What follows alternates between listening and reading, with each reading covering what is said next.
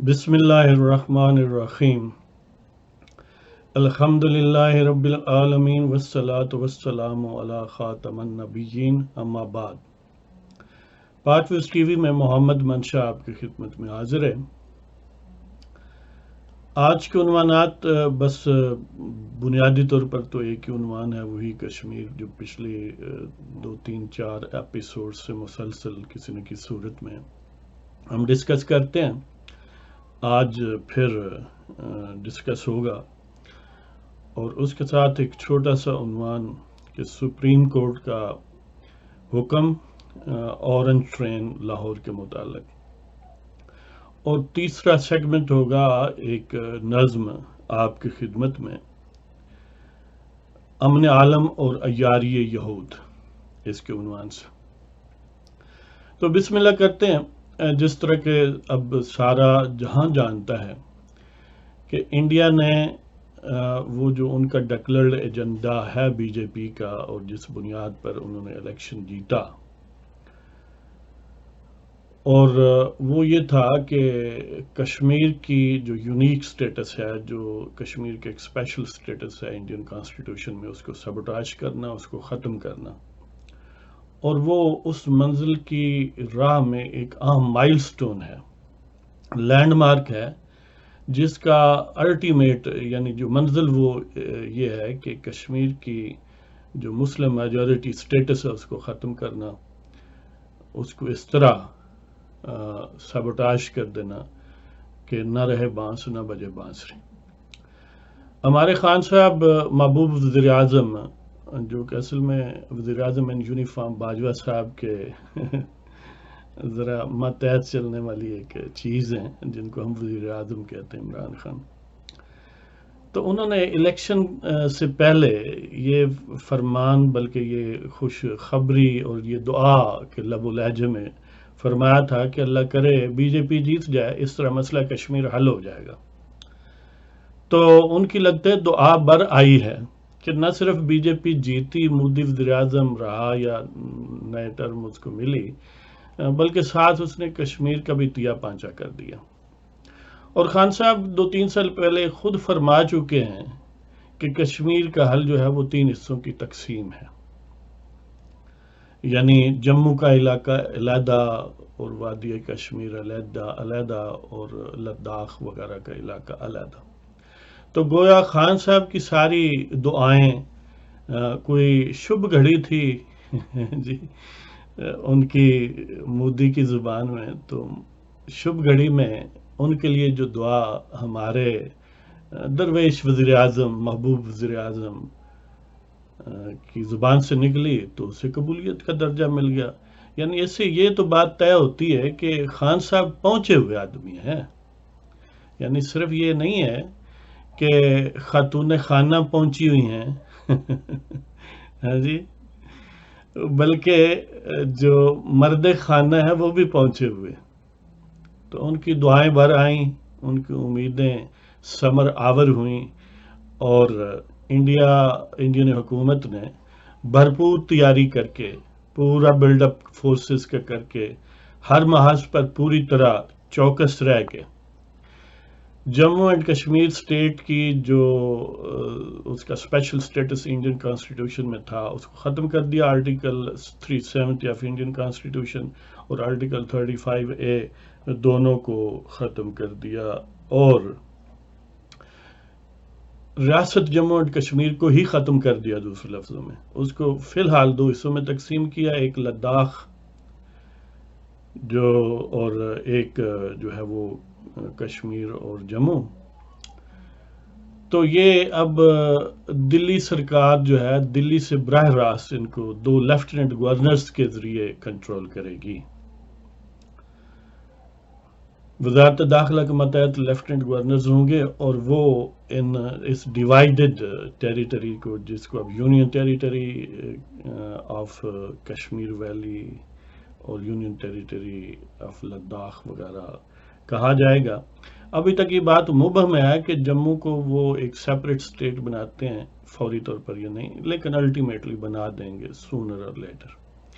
اور باقی صرف وادی کشمیر اور لداخ ہوگا، اور لداخ کو بھی بالآخر شاید بنا دیں، لیکن ان کے دونوں کا معاملہ یہ ہے کہ لداخ میں بھی ہندو میجورٹی نہیں ہے، وادی کشمیر میں بھی نہیں ہے، تو اس کو وہ موسٹ پروبیبلی یونین ٹیریٹری رکھیں گے اور وہاں پر ہندو آبادی کو لانے کی مختلف ترغیبات سے کوشش کریں گے۔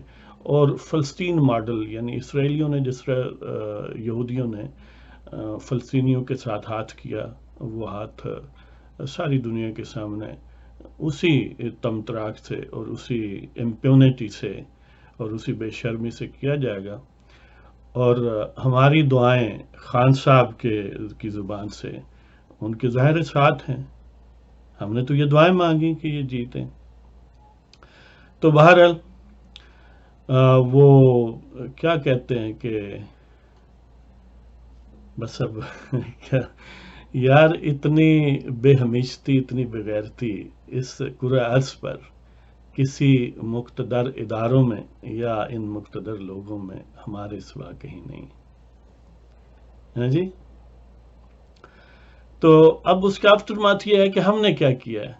جب وہ اس چیز کے لیے پلاننگ کر رہے تھے، ہر محاذ پر ایکٹیو تھے، تو ہم اپنی پارلیمان کو بے ضمیر ثابت کرنے پر تلے ہوئے تھے۔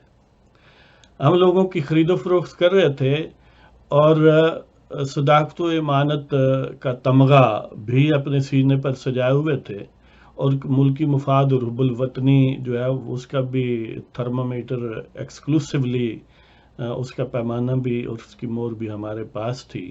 اور کام کیا کر رہے تھے کہ سینٹ کے لوگوں کو خوفزدہ کر رہے تھے، لالچ دے رہے تھے کہ وہ اپنی بے ضمیری جو ہے اس سے کو کام میں لاتے ہوئے اپنی پارٹیوں سے غداری فرمائے۔ تو ہم بھی اپنے مشن میں کامیاب رہے اور بھارتی حکومت بھی اپنے مشن میں کامیاب رہی، تو اب دونوں کو چاہیے کہ ایک دوسرے کو مبارکباد دیں۔ اور اس واقعے کے بعد، یعنی ظاہر ہے پہلے بھی ہم ملٹیپل ٹائمز اس پر وین کر چکے ہیں، آج کا بھی ایک طرح کا وین ہے، اور ہم نے یعنی اب جو کشمیری لیڈروں کے اپنے بیان ہیں، محبوبہ مفتی نے یہ کہا کہ یہ تاریخ ترین دن ہے انڈین جو کانسٹیٹیوشن یا انڈیا کی ریاست ہے اس کے لیے، اور اس سے مشکلات بڑھیں گی۔ عمر عبداللہ نے کہا کہ طویل جنگ ہے سامنے۔ تو اسی طرح پاکستان کے ماشاءاللہ وزیر اعظم جو ہیں وہ ڈھونڈے سے کہیں ملے ہیں، پتہ چلا ہے کہ انہوں نے بڑی اس محاذ پر کارکردگی دکھائی ہے۔ ایک مہاتر کو فون کیا ملیشیا میں، اور ایک ترکی کے صدر طیب اردوغان کو فون کیا۔ پتہ نہیں اب انہیں فون کر کے کیا کہا ہوگا کہ ہم سوئے ہوئے تھے، ہم تو سینٹ کی خریداری میں بزی تھے، تو یہ بڑی زیادتی ہوئی ہے، یا یہ کہا کہ ہماری دعائیں بر آئیں اور بی جے پی جیتی اور انہوں نے مسئلہ کشمیر حل کر دیا، اور ہماری اپنی پیشن گوئی اور خواہش کے مطابق انہوں نے حل کر دیا۔ تو پتہ نہیں انہوں نے کیا فرمایا۔ بہرحال اس کے جواب میں مبینہ طور پر طیب اردوغان نے اپنی ہمدردی اور اپنی حمایت کا یقین دلایا کہ ہم پاکستانی موقف کے ساتھ ہیں۔ اب پاکستانی موقف کیا ہے وہ یہ جانیں اور وہ جانیں۔ مہاتر نے کہا کہ ہم بس صورتحال پر نظر رکھے ہوئے ہیں جی۔ تو اسی طرح جناب ہمارے بہت مسجع اور مکفہ بولی بولنے والے حضرت شاہ محمود قریشی صاحب، وزیر خارجہ جن کو کہا جاتا ہے، انہوں نے اقوام متحدہ کے سیکریٹری جنرل کو ایک خط دے مارا ہے جی۔ اب نہیں، اب انڈیا کی خیر نہیں تو انہوں نے ان کو خط لکھا ہے کہ یہ بڑی زیادتی ہو گئی ہے، یہ اسٹیٹس اور یہ اور وہ ہے جی۔ اور سب سے بڑھ کر اصل مقتدر لوگ جو ہیں باوردی، وہ سینے پر ایسے نہیں ہوتے، وہ پتہ نہیں کیا چیز لٹکائی ہوتی ہے اور کیا چیز وہ شو کرتی۔ حضرت باجوہ صاحب جو پرائم منسٹر ان یونیفارم ہیں پاکستان کے اس وقت، خان صاحب تو بادل نخواستہ وزیر اعظم ہے نا، ان پر تو ایک تہمت ہے وزارت عظمیٰ کی جو پرائم منسٹر ان یونیفارم باجوہ صاحب نے ان پر چپکائی ہوئی ہے۔ اصل وزیر اعظم باجوہ صاحب ہیں، تو باجوہ صاحب نے اپنی کابینہ یعنی کور کمانڈرز کی کانفرنس کو طلب فرمایا ہے. وہاں کیا ہوگا؟ چائے پیئیں گے، ڈسکشن ہوگی اور پھر اٹھ جائیں گے. اللہ اللہ خیر اللہ. اور اس طرح جو ہے وہ مسئلہ کشمیر پر اپنی تمام تر حب الوطنی کو ایکسرسائز کریں گے اور سارا سینہ چوڑا کر کے بہادری کا مظاہرہ کرتے ہوئے گھروں کو لوٹ جائیں گے. یعنی اس ملک کو خوار کرنے میں ان لوگوں نے کوئی لگتا ہے کوئی یعنی کسی سے کوئی بڑی سخت قسم کی کمٹمنٹ ہے کہ اس ملک کو سکون سے نہیں رہنے دینا. اب اگر سویلین حکومتوں کو برطرف نہ کیا جاتا، پچھلے 70 سال میں ان کو اپنا کام کرنے دیا جاتا اور یہ لوگ اپنا کام کرتے، تو یقین کریں یہ بے بسی، یہ بے غیرتی اور بے ہمیشتی اس ملک پر نہ آتی. لیکن کیا کریں، یہ لوگ اپنے گھر والوں کو، پاکستان کے عوام کو جاہل کہتے اور کہتے ہیں کہ ہمیں پتہ ہے کس کو بنانا ہے، ان 20 کروڑ غداروں کو نہیں پتا. یہ تو جاہل لوگ ہیں جی.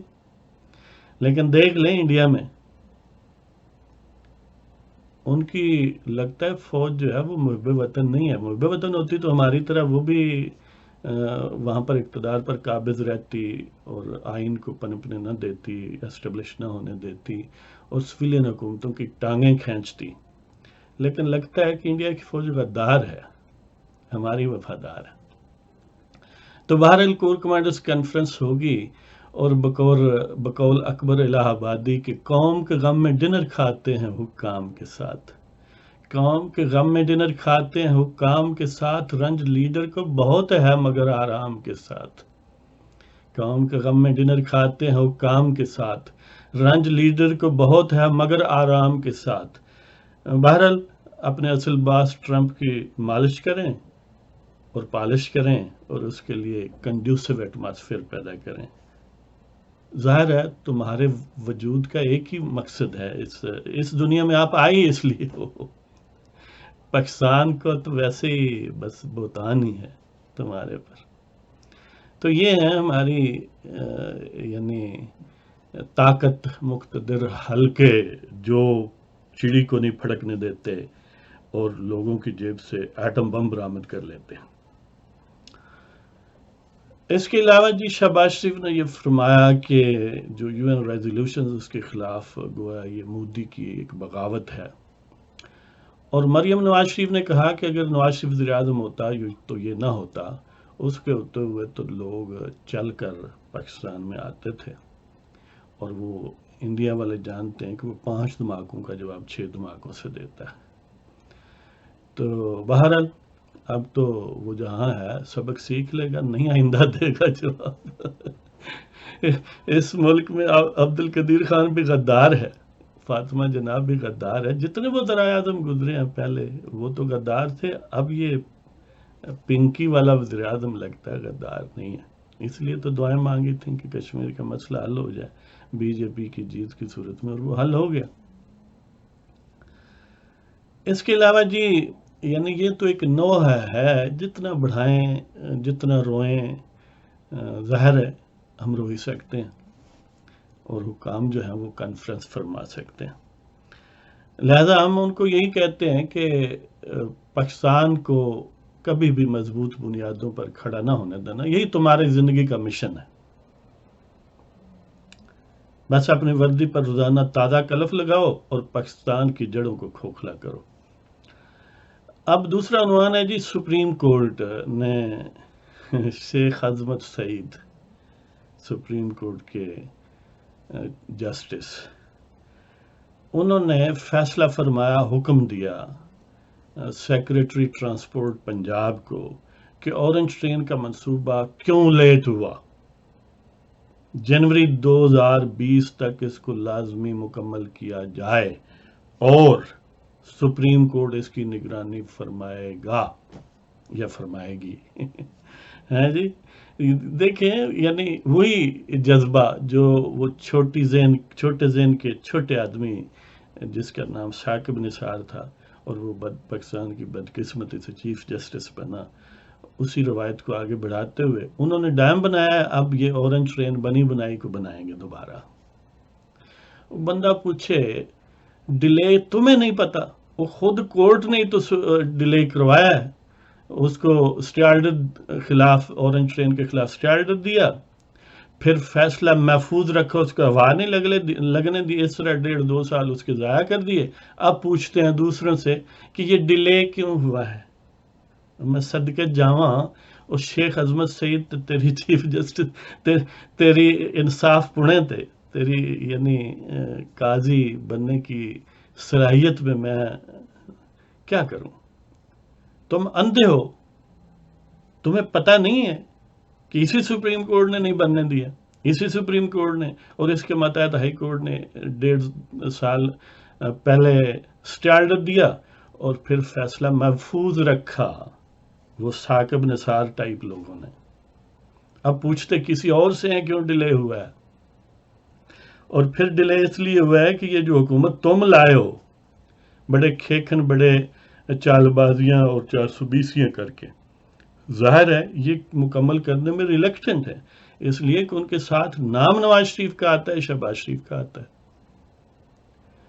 حکم تو ہونا چاہیے تھا کہ پشاور کی کیوں لیٹ کی ہے اس پر بھی نگرانی کرتے، پتہ نہیں کیا وجہ ہے کہ ادھر ہی مہربانی زیادہ ہے۔ چلو اچھا ہے، جلدی ہو جائے، ہمیں بڑی خوشی ہوگی۔ ہم حضور آپ کے اقبال کی بلندی کے لیے دعائیں فرمائیں گے، ساتھ ایک جج کو پشاور میں بھی لگا دو یار، اس کی سپرویژن بھی کر لے کہ وہاں پر چلو یہ تو اورنج ٹرین ہے، وہاں پر میٹرو بس ہی مکمل ہو جاتی۔ چیبو والا HBS۔ تو اب وہ نظم پیش کرتے ہیں جی جس کا آپ سے وعدہ کیا۔ تو امن عالم اور عیاری حنود، یعنی ورلڈ پیس اور ہندو ذہن کی عیاری اور مکاری، امن عالم اور عیاری حنود۔ عیاری حنود پہ سارا عالم گواہ ہے، عیاری حنود پہ سارا عالم گواہ ہے، خواہان امن کا کیا ان سے نباہ ہے۔ عیاری حنود پہ سارا عالم گواہ ہے، خواہان امن کا کیا ان سے نباہ ہے۔ کوئی صاحب ایمان اعتماد ان پہ کیسے کرے، عداوت آدمیت جن کی ساری متاع ہے۔ عیاری حنود پہ سارا عالم گواہ ہے، خواہان امن کا کیا ان سے نباہ ہے۔ کوئی صاحب ایمان اعتماد ان پہ کیسے کرے، عداوت آدمیت جن کی ساری متاع ہے۔ ان کے فریب دوستی میں جو بھی آئے گا پھر دین اس کا اور دنیا تباہ ہے۔ ان کے فریب دوستی میں جو بھی آئے گا پھر دین اس کا اور دنیا تباہ ہے۔ بغل میں چھری اور رام رام اصول ان کا، بغل میں چھری اور رام رام اصول ان کا، ہر صاحب دانش اس سے آگاہ ہے۔ بغل میں چھری اور رام رام اصول ان کا، ہر صاحب دانش اس سے آگاہ ہے۔ براہمن کو جن پہ تصرف و اقتدار ہو حاصل، براہمن کو جن پہ تصرف و اقتدار ہو حاصل، اس بدقسمت کا ہر یوم حیات یوم سیاح ہے۔ براہمن کو جن پہ تصرف و اقتدار ہو حاصل، اس بدقسمت کا ہر یوم حیات یوم سیاح ہے۔ اور پیشوایان اہل زنار پہ جو حسن زن رکھے، اہل زنار یعنی ہندو، پیشوایان اہل زنار پہ جو حسن زن رکھے، شک اس میں کیا ہے کہ نظر وہ کوتا ہے۔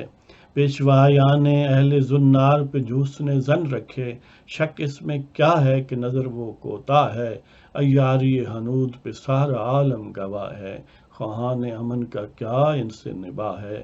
کوئی صاحب ایمان اعتماد ان پہ کیسے کرے، عداوت آدمیت جن کی ساری متاع ہے۔ ان کے فریب دوستی میں جو بھی آئے گا پھر دنیا اس کا، پھر دین اس کا اور دنیا مکمل تباہ ہے۔ بغل میں چھری اور رام رام اصول ان کا، ہر صاحب دانش اس سے آگاہ ہے۔ براہمن کو جن پہ تصرف و اقتدار ہو حاصل، اس بدقسمت کا ہر یوم حیات یوم سیاح ہے۔ پیشوایان اہل زنار پہ جو حسن زن رکھے، شک اس میں کیا ہے کہ نظر وہ کوتا ہے۔ تو اس کے ساتھ ہی آپ کی اجازت چاہتا ہوں، زندہ یاد صحبت باقی، وما علینا الا البلاغ المبین۔ پاکستان زندہ باد۔